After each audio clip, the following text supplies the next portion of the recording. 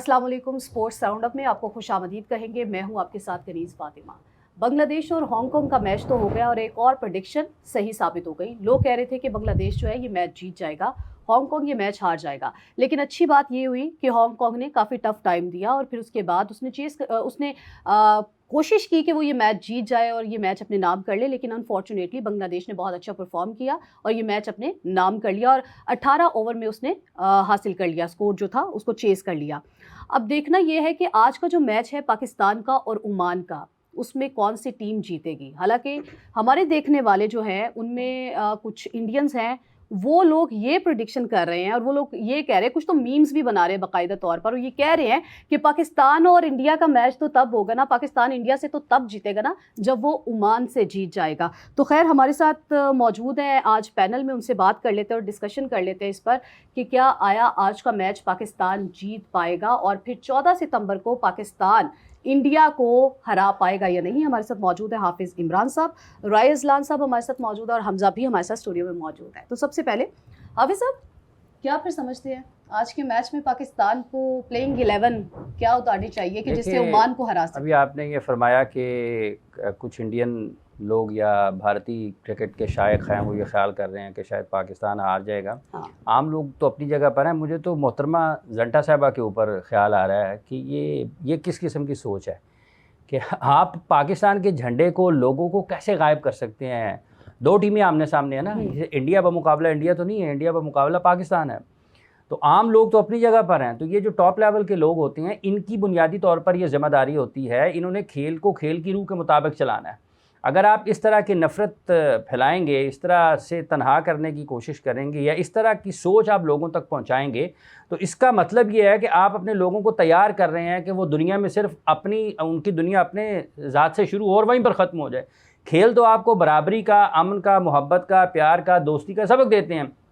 और ये इसका मुकाबला ही उस वक्त होता है, लोग देखने ही उस वक्त आते हैं जब दो लोग आमने सामने होते हैं, दो टीमें आमने सामने होती हैं। ये तो नहीं हो सकता ना कि सिनर अकेला ही मैच खेला जाए, उसके मुकाबले पे कोई ना हो, तो कौन उसको देखने के लिए आएगा। सैम्प्रस और अगासिया दोनों आपस में खेलते थे, लोग उनको देखने के लिए आते थे ना। ठीक है, इसलिए ये जितने भी लोग, भले वो इधर से हैं भले वो उधर से हैं, उनको कम अज़ कम ये ख्याल ज़रूर करना चाहिए कि आप एक दूसरे के मुल्क की इज़्ज़त और एहतराम उसका ज़रूर करें। तो हाईएस्ट लेवल पर जब आप मौजूद हैं तो आपकी ये बुनियादी जिम्मेदारी है कि अगर आप कुछ ऐसा बोलना चाहते हैं जिससे नफ़रत फैलनी है, तो आप बराए करम फिर खामोश ही रहें। तो जहाँ तक और लोगों का ताल्लुक है, ठीक है, ख्वाहिशात के ऊपर तो दुनिया नहीं चलती। यहाँ पर सामने बैठा बंदा हज़ारों ख्वाहिश, लेकिन कभी-कभी ऐसा भी हो जाता है कि हज़ारों ख्वाहिशें ऐसी कि हर ख्वाहिश पे दम निकले। तो राय अजलान साहब क्या कमेंट करेंगे इस पर? देखें, अब इस तरह की हरकत करके उस पर्टिकुलर फ्रेंचाइज ने एक मौका तो अपने फॉलोअर्स को दे दिया ना कि उस पर मैं going through the comment section, तो उसमें था respect for the admin. Like एक इको चैम्बर का लेवल ये हो चुका हुआ है कि वो इस किस्म की हरकतों पे खुश हो रहे हैं, रादर देन कि उसको एक रिफ्लेक्शन के तौर पे इस्तेमाल किया जाए कि क्या हम वाकई इस मुकाम तक गिर चुके हैं कि हमें ये वाली हरकतें करनी पड़ रही हैं। सो अगर वो मैच असाब पे सवार नहीं है तो फिर इस किस्म की हरकतें क्यों हो रही हैं। वो जो सवाल था कि जी पाकिस्तान पहले ओमान को हरा ले, फिर पाकिस्तान जो है वो इंडिया से खेलने हराए या ना हराए यार, उसमें क्या इसका मतलब ये है कि उनको स्केड्यूल की समझ नहीं है। ये जो लोग हैं, जिस तरह से आपने कहा, ये कह रहे हैं कि ओमान, भाईजान आपका क्या लेना देना है। ओमान का मैच ओमान के साथ है, उसका वो इंटरेस्ट नहीं है। ये वो टॉक्सिक रिश्तेदार हैं जो अमीर हो के मोहल्ला छोड़ के चले गए लेकिन पीछे की खबर रखनी चाहते हैं। चले, अगर वो ले रहे हैं इंटरेस्ट तो उनको लेने देना। ज़हनी नाबालिग हैं, बिल्कुल ऐसे, ठीक है, ज़हनी नाबालिग हैं बुनियादी तौर पर। ये जिसने मोहतरमा ने ये पोस्ट किया है और जितने भी लोग उसके नीचे आके इस किस्म की बातें कर रहे हैं, ये ज़हनी नाबालिग हैं।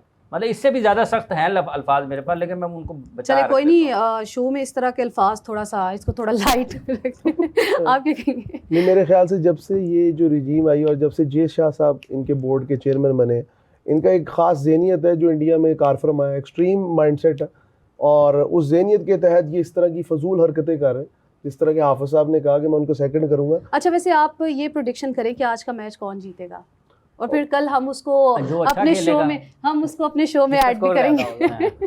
जल्दी आउट कर लेगा। ज़्यादातर चांसेस तो पाकिस्तान जीतेगा। आपकी पाकिस्तान को जीतना चाहिए जी, ओमान क्या नहीं जीतना चाहिए, इट्स डिफरेंट।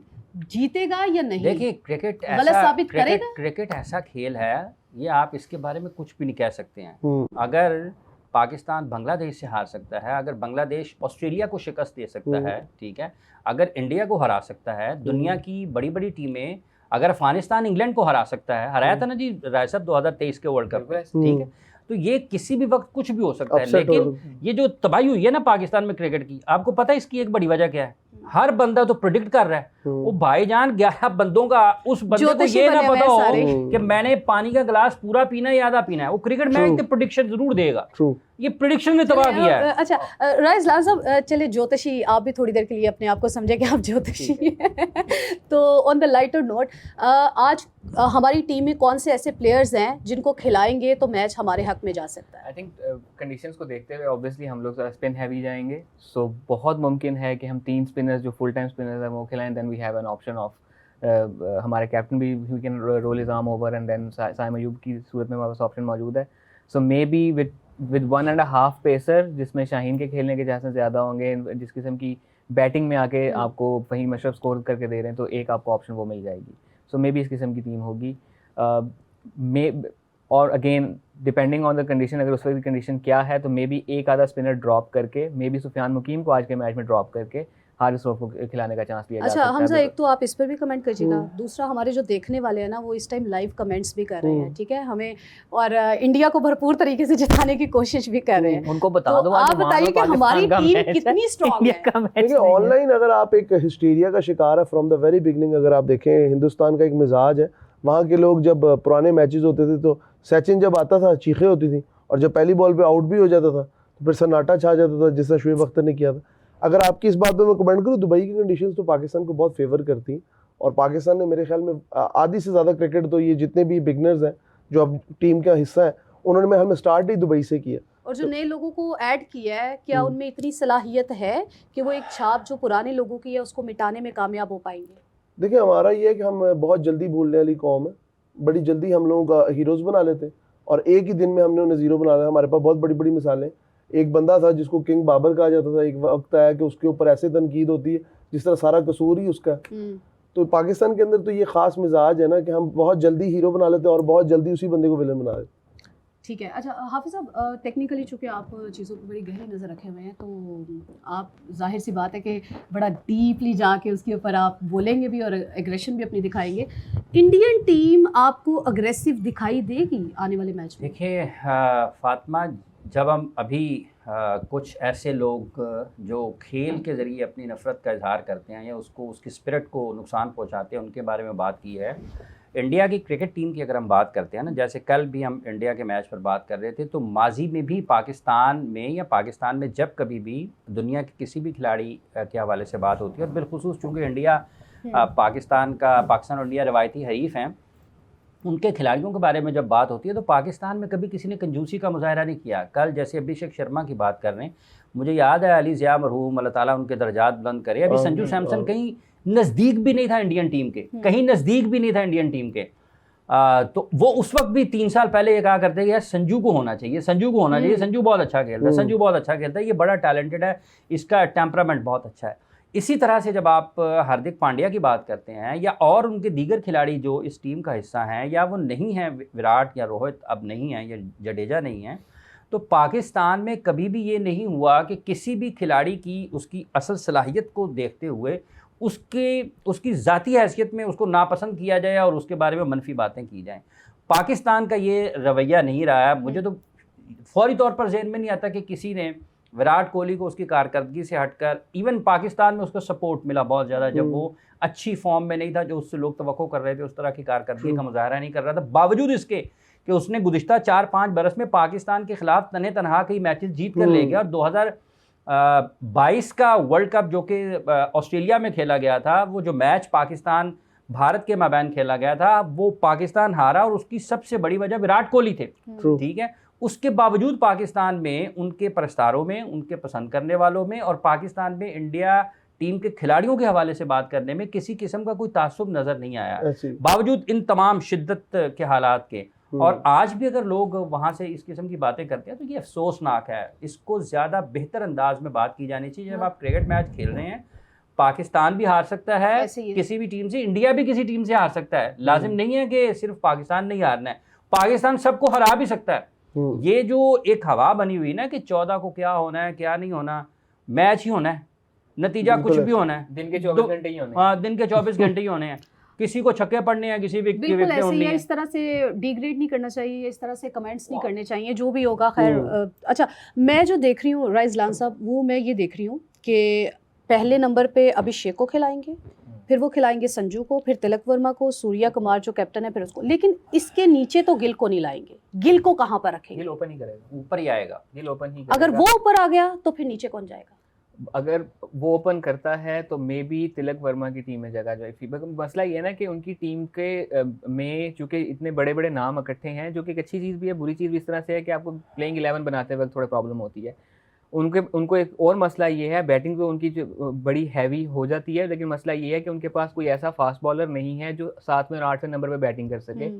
जो बहुत सारी आईपीएल टीम्स को मसला आईपीएल के दौरान भी आया था कि जैसे ही अगर ऊपर का ऑर्डर जो है वो क्लैप्स करता है तो नीचे से कोई लेट ऑर्डर में उनके पास ऑप्शन नहीं है। अगर वो खिलाते हैं शिवम दुबे को तो उनकी बॉलिंग उतनी अच्छी नहीं है, तो उनको एक प्रॉपर बॉलर की कुर्बानी देनी पड़ती है। एक प्रॉपर बॉलर खिलाते हैं जो बैटर उतना अच्छा नहीं है, तो फिर वो ऑप्शन आ जाती है कि 7वें या 8वें नंबर पे बैटिंग कौन करेगा, जब 19वें 20वें ओवर 17वें ओवर में जाके मार धाड़ करने की जरूरत होती है। तो उनके पास इस किस्म का मसला मौजूद है। उनके पास बॉलर्स बहुत बड़े बड़े हैं, लेकिन 5 बॉलर्स कौन से खिलाने, ये भी एक चैलेंज है। एक ही मैच के अंदर बुमराह, पांड्या, चक्रवर्ती और कुलदीप यादव और अक्षर पटेल, बहुत मुमकिन है कि पांचों एक मैच इकट्ठा ना खेल सकें। ठीक है। अच्छा हमजा, मुझे ये बताएं कि गिल को आप फ्यूचर का कैप्टन देख रहे हैं?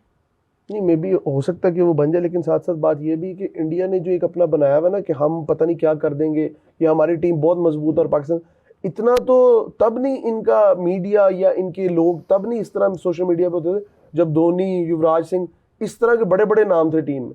अब शायद अब सोशल मीडिया का दौर है ना, सोशल मीडिया का दौर, और कुछ ये कि जजमेंटल बहुत ज्यादा है वो लोग।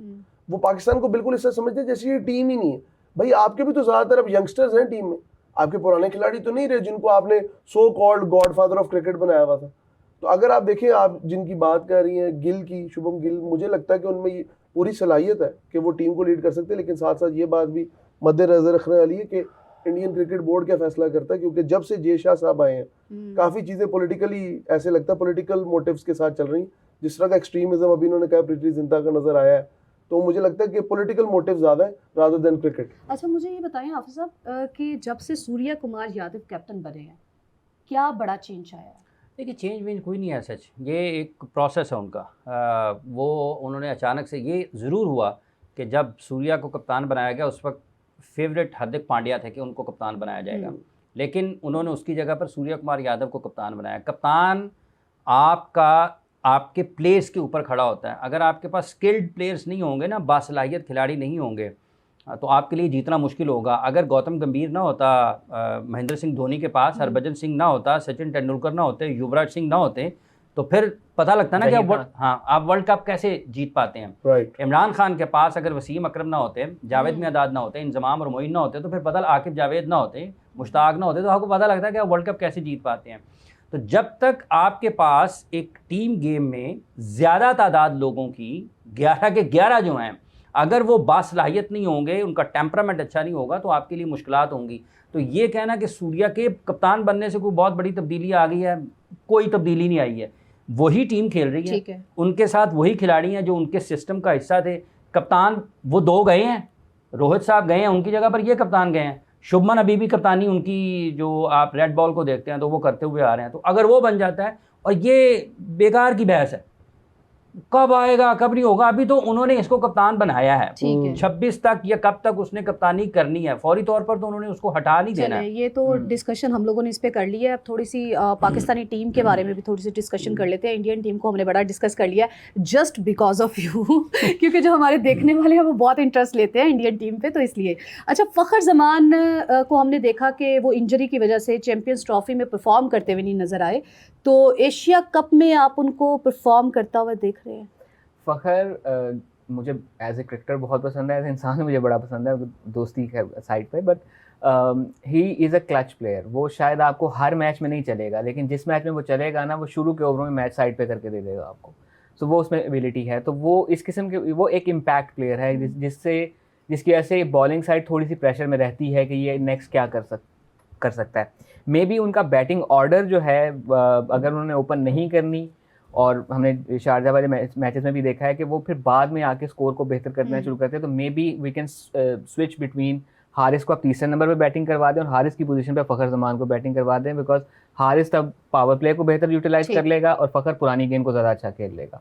सो वो वाली एक चीज़ की जा सकती है। But Fakhar Zaman is an impact player, और इस टीम के अंदर प्रॉब्ली बैटिंग साइड में सबसे ज़्यादा in terms of international cricket senior batter भी वही है। वैसे अगर देखा जाए तो जो हमारे कैप्टन है उनकी डोमेस्टिक क्रिकेट शायद सबसे ज़्यादा उन्होंने खेली है, बट फ़खर का एक फैक्टर ज़रूर है। आप क्या समझते हैं?